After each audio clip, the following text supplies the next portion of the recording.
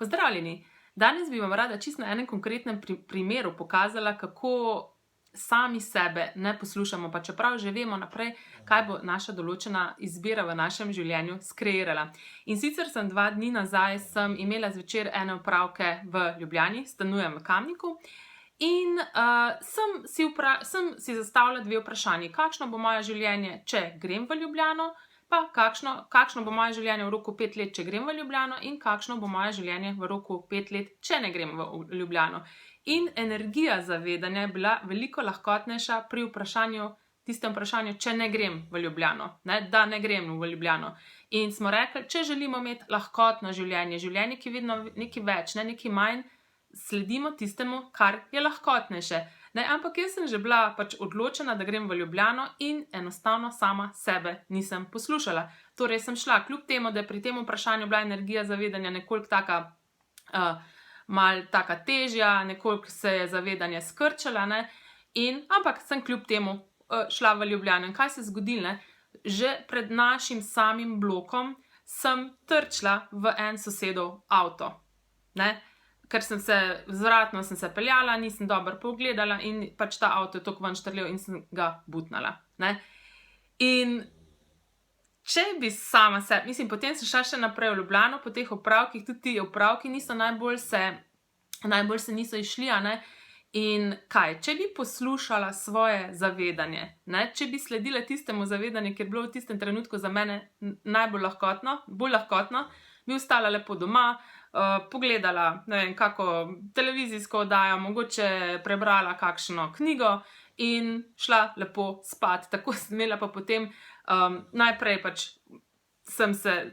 ker sem se zaletela, potem skrbi, kako bom zdaj to sosedu povedala, kako bom pol to razrešila in tako naprej. In tukaj dejansko,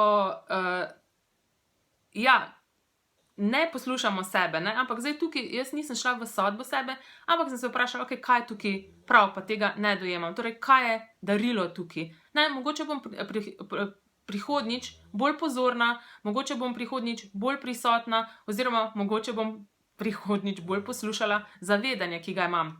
In torej, ko si zastavimo ta vprašanja, kakšno bo moje življenje v roku 5 let, če to izberem, pa kakšno bo moje življenje v roku 5 let, če tega ne izberem, tukaj ne iščemo odgovora, ampak samo primerjamo energijo pri obeh vprašanjih in tam, kjer je energija lahkotnejša, tistemu želimo slediti. In če bomo sledili tistemu, kjer je energija taka težja, bomo pa skreirali kaj takega, kakor sem jaz skreirala zdaj, In zakaj tukaj rečemo, kakšno bo moje življenje v roku 5 let, če to izberem, oziroma kakšno bo moje življenje v roku 5 let, če tega ne izberem. Tukaj mi tako za 1 leto, 2 leti že imamo neke zaključke, kaj bomo naredili, kaj ne bomo naredili, medtem ko za 5 let takih zaključkov nimamo. In lahko na tak dolgi rok lahko zaznamo, kaj bo ta naša izbira skreirala v našem življenju. Ali bo naše življenje na določenem mestu razširila, oziroma ali bo naše življenje na določenem mestu skrčila. In ti 2 vprašanji lahko uporabljate za prav vsako izbiro, ki jo v življenju delate.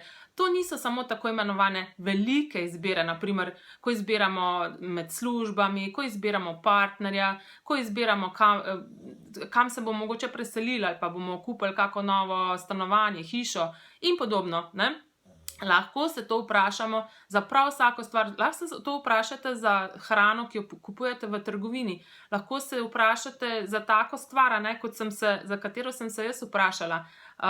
Torej, čisto za neke obstranske opravke, ki sem jih imela, in se je skreirala zdaj taka neka težka situacija, težja situacija. Sicer zdaj spet s temi vprašanji, vsa ta vprašanja izvira iz Access Consciousnessa, lepo rešujem, in spet sama sebi dokazujem, kako vse to fajn deluje, ampak res poudarjam, če želite res imeti lahkotno življenje, si ne kreirati takih neumnosti, sledite tistemu vprašanju, kjer bo lahkotnejša energija. Tako da poslušajte se, če pa boste si spet kaj skreirali, pa ne se obsojati, ampak enostavno počistite to, zbrišite, pejte znova začnite uporabljati ta vprašanja oziroma ta svoja zavedanja, prisluhnite si bolje in naslednjič bo že drugače.